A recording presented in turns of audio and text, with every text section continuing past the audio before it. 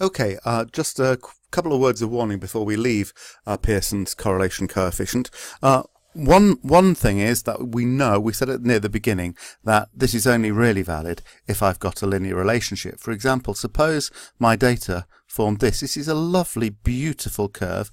There's no way this is just chance that I've made the data line up like this, but I'd probably get an R value of 0 here, because if I tried to draw a line of best fit, there's no reason to make it slope up rather than down. It's just not a line. So therefore, it's not appropriate to use Pearson's. But if you do get asked to estimate Pearson's for a graph like this, then don't worry about putting R equals 0. It slopes down just as much as it slopes up.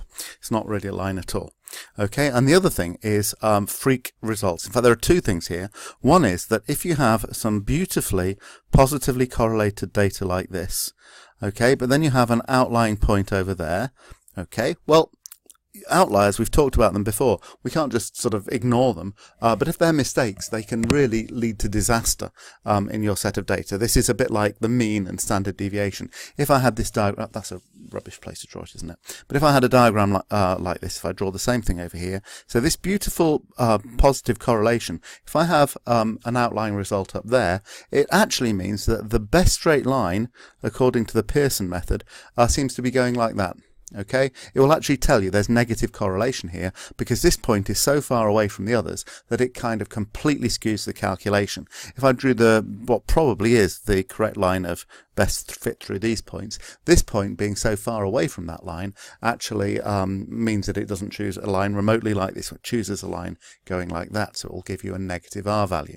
Okay, even worse is mixing up two different populations. So if I've got a lovely negative correlation going on, okay, I don't know, between involving two different species of lizards, it looks like the measurement is beautifully negatively correlated for this species of lizard and also for this species of lizard. But if I actually manage to mix the two things up, then the correlation coefficient I'll get for data like this, well, actually it'll give me a strong positive correlation because this cluster is so much definitely to the right and up from this cluster.